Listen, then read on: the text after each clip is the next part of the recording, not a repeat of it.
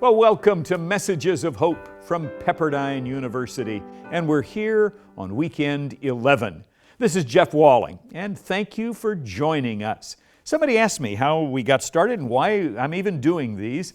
There were some congregations that I knew of that didn't have a minister. They were in between ministers when COVID hit, and others that were little small groups that were needing some material. So we started offering these. And I hope that whenever you're watching this, whether on Saturday, Sunday, or Monday during the week, that you have already tuned in and connected with your local congregation. If your congregation has a Zoom or an online church, you need to be there first and supporting and encouraging your home church. We were never meant to be a substitute for that. Hopefully just a supplement. Well, when I thought about what we'd talk about for this lesson, I decided we'd turn to the book of Mark and look at a story from Jesus' life that makes me think about the new ideas and new skills we've all had to learn in these difficult situations. You know, that's one thing that the COVID virus shutdown has caused. It's caused us to rethink how we do things, whether it is how we clean our homes, or how we order our food, or how we communicate with one another. We've all learned a whole lot about Zoom and Google Meet or Hangout. In fact, my wife, can I brag on my wife a minute? My wife has become a Zoom ninja. I mean, she's got a Zoom Bible study and a Zoom gathering with her girlfriends every week and a Zoom book club. And I bet a bunch of you have found yourself learning a lot of technology, even like my 80-year-old sister who has figured out on her iPad how to watch church where she attends each week. So, with those new ways of thinking and new creativity come changes, but will we lose all of those when our churches reopened, as some of yours already have? This coronavirus shutdown will take a while to go away, but what of these new ideas and these creative ways of approaching things ought we to hang on to? Or more importantly, how about just the drive to find new and better ways to do things? Now, the problem with that creative idea is that, well, it's a hassle. We get used to doing things the same way. Here at Pepperdine, we've done E² meetings for the last 5 years in Irvine and up in San Jose, meeting with ministers. We had to figure out a new way of doing it, which, quite frankly, was a little bit challenging. In fact, let me go ahead and invite you. Our next online E² meeting, which is a meeting for any church leader or member that would like to tune in, is on May the 27th at 10:15. And we'll be talking about new ideas for churches, and we'll even be talking about how to minister to children, or what of the new ideas need to be kept as we not just reopen, but reshape. Okay, so what's all this got to do with Mark chapter 2? Well, in Mark chapter 2, there is a healing that almost didn't happen, except for some new ideas and creativity. Join me, if you will. Mark chapter 2 and verse 1. A few days later, when Jesus again entered Capernaum, the people heard that he had come home. They gathered in such large numbers that there was no room left, not even outside the door, and he preached the word to them. So here's the setting. Jesus has come back to his hometown area and the word gets out. It's like a new restaurant. There wasn't a seat to be had. The Bible says that the house was completely filled. Seeing it wasn't a church, right? It was a home church, maybe like you've been involved with. And so can you imagine people everywhere? People in the kitchen, people in the dining room, people all over, outside the door. And Jesus standing and preaching the word to them, or sitting in their midst, as they're more likely to do in his culture. Somebody says, what a great scene, man. Jesus comes and the house is packed, right? Well, it's not a great scene if you're the person who was last to the party and trying to get in. And it's especially not a great scene if you're someone who was disabled. As we find in this text, there was a man who had been paralyzed, who, well, follow the reading with me. Some men came, bringing to him, that is Jesus, a paralyzed man, carried by 4 of them. Now, I've often wondered when these guys get to the house what they're thinking. First off, who are they anyway? Here's a man who's paralyzed, disabled. I had someone say, well, maybe they were his servants. No, no, no. If you're paralyzed in Jesus' day, if you're disabled then, you're not going to have servants. In fact, you're probably going to be a beggar. It was a very difficult life for someone who wasn't able to walk in the days of Jesus. Think about a time before wheelchairs, before the ADA, right? And before smooth roads. It was a terrible life, which is why it seems these four guys wanted to help their buddy. And by the way, they're not noted as being family. This isn't his brother and his cousin. These are four caring friends who get him, put him on a mat and say, hey, listen, we've heard about this great teacher and healer Jesus, let's go. But when they get to the house, they can't even get close to the door. It's packed. Maybe they go around the back thinking they can get in there. No, maybe they go around to the other side. And there they are with this poor guy on the mat when it dawns on them, we can't get in. Now, don't you think the normal thing to do would have been to say, hey, Bob, I'm sorry, we should have come earlier. Maybe he'll be here tomorrow. We'll come by earlier tomorrow. And Bob would have probably said, hey, guys, you've done your best. But that's not what happens in this story of a healing that almost didn't take place because they couldn't get him to the healer. Since they could not get him to Jesus because of the crowd, they made an opening in the roof above Jesus by digging through it and then lowered the mat the man was lying on. Okay, let this sink in. This is the craziest moment. These four friends of this guy, instead of saying, excuse me, pardon me, can we get through? And maybe they even tried that. In fact, let's pause and reflect on that. Who were all those people that were in their way? Who were those people that wouldn't let this poor lame guy be passed hand over hand to get into them? I guess that was us in the story, right? We're the ones who get to church early. This is my pew. I've got my seats. We're the ones that pack out the building and maybe don't even look over our shoulder at somebody who needs a hand. But boy, these four guys didn't do what was normal. They decided they would try something absolutely crazy.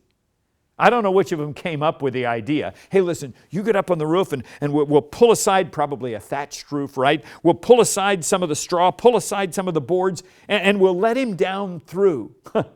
You think it's crazy. Think what Bob thought when they explained it to him. We'll get you up there and we'll just drop you through. Man, I can imagine how scared he was. Don't worry, Bob. What, you worried you're going to break your leg? Even if you break your leg, Jesus is there to heal you. I mean, it's really a nuts situation. But what made them do it? What prompted them to go that far? I want to say three things about this guy, these four friends. First, I want to say that they were determined to get their friend to Jesus, and nothing was going to stop them. Their motto was, we have got to get him to Jesus. Boy, doesn't that convict you? It convicts me. They wouldn't say, oh, he'd never listen. Well, if I give him an invite to tune in to church online with me, he'd never listen. Why? She would never come to a small group Bible study. No, they said, I don't care what it takes. We're going to find a way to get our friend to Jesus. May we have that attitude, Lord. And not only that, they were willing to think about new ways of doing so, about a crazy new idea, like tearing a hole in the roof. By the way, don't you think that if they did, the owner of the house who was right in there would be going, what are you guys doing? As little bits of the roof start caving in. And was it dangerous? Yeah, I imagine it was in more ways than one for them to be up there and then passing Bob up and then letting him down through the hole in the roof. But they said, we've got to get our friends to Jesus. And if what we're doing now isn't working, we got to find something that is. Friends, I hope that this coronavirus time has reminded us, oh, we can't have our small group. Yeah, we can. We'll do it over Zoom. Well, we really can't serve other people. Yeah, you can.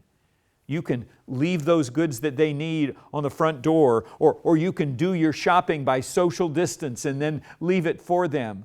Well, it's too bad I can't be there to put my check in the mail. No, you can send it by Venmo or Zelle or whatever it is you want to use. I wonder what other hole-in-the-roof ideas have yet to be thought of. I wonder what new ways of sharing the gospel could happen if we stop saying, well, all we know is the way we've always done it, and we're willing to say, what about a hole in the roof?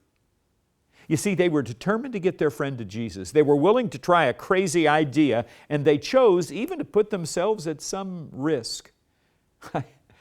It's been a long time ago, but I was ministering at a church in Southern California and met a couple that lived in the neighborhood. Had a Bible study with them. Both of them, Mike and Karen, ended up being baptized.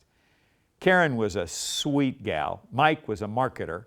And Karen was, well, how can I say this? She didn't grow up in the church. And so she'd wear things to church that would cause some of the sweet older ladies their eyes to roll and cause some of our teens to go, wow, who is that? Yeah, Karen didn't come with your typical church background, but man, she loved Jesus. And so when she came to me one summer and said, Jeff, I've got such a great idea about how we can bring more people to Christ. I'd been preaching on evangelism, and she said, I've got an idea. And I thought, oh wow, who knows what this will be. She said, why don't we host a carnival here in the parking lot at church? Now I'm staring at her thinking, carnival? This is back in the 70s when nobody in their right mind in a Church of Christ would have thought you could do a carnival in the parking lot. I mean, I'm thinking carnival, coming from the Latin carne for fleshly. Yeah, right. We're a church. We do VBS. We do preschool. We don't do carnivals. But Karen kept saying how fantastic an idea, and we could get people from the community. She said, I was driving by a carnival and they had pony rides and such, and I thought, why don't we do it at church? Well, I'd been a minister long enough. I knew how to handle a person with a crazy idea like that. I said, well, the elders meet on Wednesday night after Bible class. Why don't you go in and share that idea with them? She said, great, can I do that? I said, I'll make the appointment. Well, that Wednesday night, Karen was there ready. She'd even have some things drawn up on paper of what she thought we could do. I dropped her off at the door of the classroom where the elders were meeting and went back to my office and waited because I knew what was going to happen. Our eldership was going to say, we don't do that here. And I was ready to be pastoral to her when she got back from the meeting. Sure enough, in about 20 minutes, there was a knock on my office door and Karen came in. I said, well, how'd the meeting go? And I was ready for her to tell me how they told her she couldn't and I was going to console her. She slumped down in the chair and said, they think it's a great idea and they want you to help me with it. I thought, what? A carnival? They want me to help you put a carnival on our parking lot? She said, yeah. I said, I'll be right back. I ran over to that classroom and poked my head in and said, guys, Karen just came and said, you told her a carnival was okay for us to have. They said, yeah, we did. I said, how are we going to afford it? She said, she and Mike are going to pay for it. Make it happen. I went back to my office thinking, what in the world? Karen had a list of the different rides and she wanted me to go with her to the place where we were going to rent the rides. And she did have a couple of good ideas. She said one of the booths we could have is a Bible storytelling. And we could do it a couple of weeks before Vacation Bible School and invite the families to bring their kids back. Well, that was a pretty good marketing idea. But my worst fears came true when I rode with her up to Los Angeles, to a place out in LA County where they store the carnival rides while they're not being used. We pulled up at this lot in this kind of seedy area. She went into the office and I followed her, and there was Charlie. Well, Charlie took one look at Karen and said, oh man, pleased to meet you, ma'am. Charlie was the guy who oversaw the renting of the rides. He said, here, let's walk around. I'll show you some of these blinkety-blink rides. Now, he didn't say blinkety-blink. In fact, Charlie's language was about as blue as it could get. Come over here. Now, this blinkety-blink thing is really love. The kids are really going to love it. It didn't seem to bother Karen at all, but I was turning red. I kept saying, well, our church is going to use this, and you know, as the minister of the church, that didn't slow Charlie down. Charlie cussed us up one aisle and cussed us down the other. And finally, after Karen and he had worked out a plan for 3 or 4 rides that we were going to rent, we got back to the office. I was ready to be done. I mean, I'm sorry, but my little Christian eyes were like this. This guy had calendar up on the wall, which made Karen's dresses look rather modest, tattoos all over him, smoking a big cigar, and he said, all right, now I'm going to make you a blinkety-blink good deal because you're a church. We got ready, and I said, all right, so do we come and pick up the rides? He said, oh, no, we'll bring them to your place. I said, okay, and then you'll drop them off and come back and get them the next day? He said, drop them off? I can't leave you with our rides. We'll provide an operator for each one. An operator? From here? Oh yeah, I'll probably come and run one of them, and then I got some other guys that'll run them. No worry, they're carnies. They know how to do that. Now, you need to know that in my mind I'm thinking, carnies. Tatted, smoking, cussing, carnies are going to be there on our church property. And when the families bring their kids up, they'll say, well, blinkety-blink, get on this ride. Welcome to the blinkety-blink Church of Christ here. I mean, I'm panicked. I said, sir, I think we've got people who can handle this. He said, no, you don't get the rides without us. It's a safety thing. We know how to do it.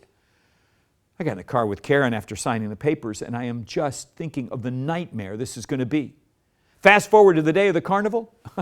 I'm out there running around meeting all the carnies saying, sorry, no smoking, and no cussing. And can you roll your sleeve down there? I don't want anybody to see that tattoo. Oh, I was a nervous little Nellie running around trying to make everything look right. And finally, the time came for us to start the carnival. Karen had balloons and signs and people began pulling in.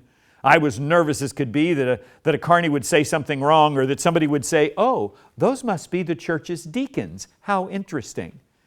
Well, not only did that not happen, but a moment that changed my perspective about new ideas happened.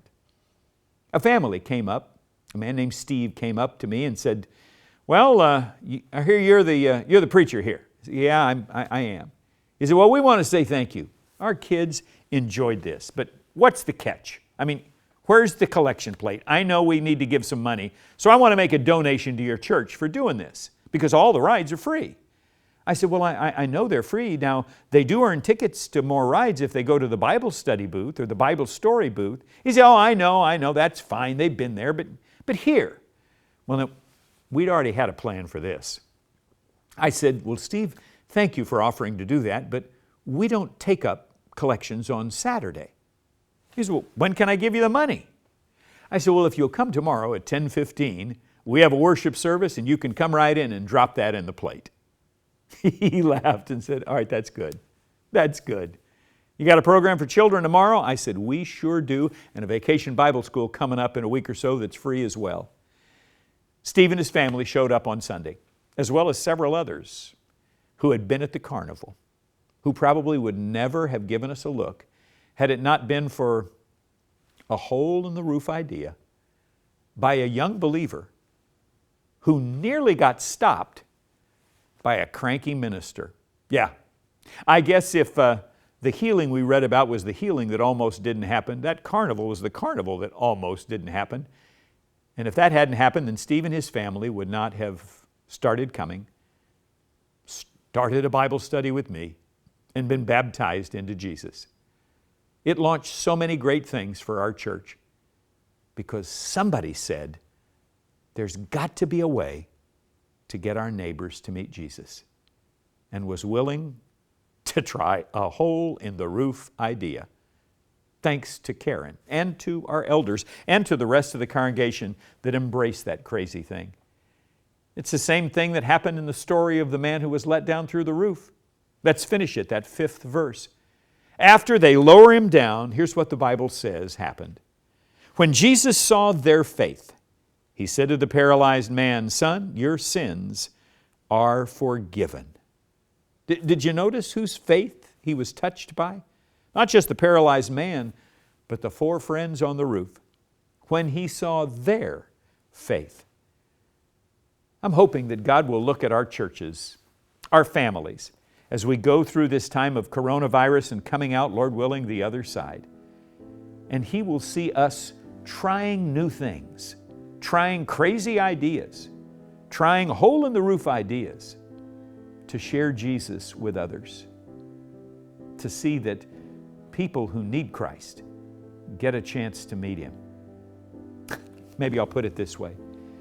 We Christians have to care enough to take a risk on the roof, because getting those we love to Jesus is worth it.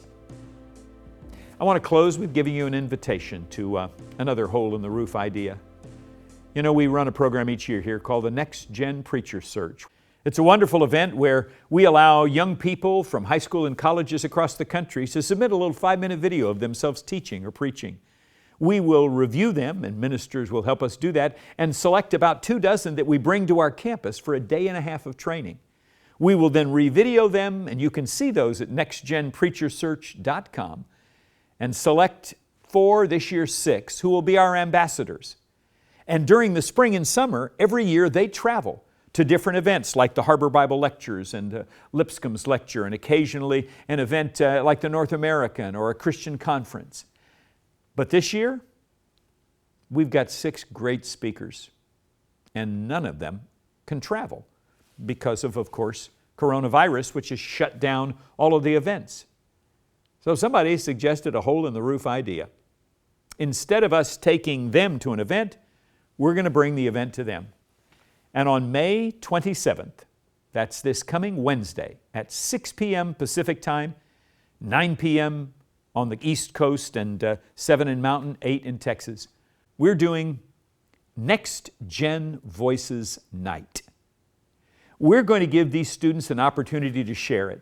Eric Wilson from here and Taylor Walling, my son, and I are going to be hosting, as all of us serve as coaches for that program.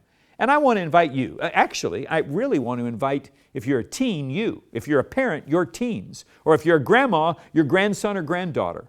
Can I ask you to maybe even take a picture of this slide that's on the screen, or just go to nextgenpreachersearch.com and take that invitation and send it to them. Because we're hoping to gather maybe as many as 1,000 teens and parents together this Wednesday night, May the 27th, 6 p.m. Pacific, 9 o'clock Eastern, for an hour of inspiration and fun. Somebody said, wow, that's different. Yeah, it's just a hole in the roof idea. And really what it's all about is getting people to hear about Jesus. God bless you, and keep an eye peeled for that hole in the roof idea for you this week. I'll see you next weekend.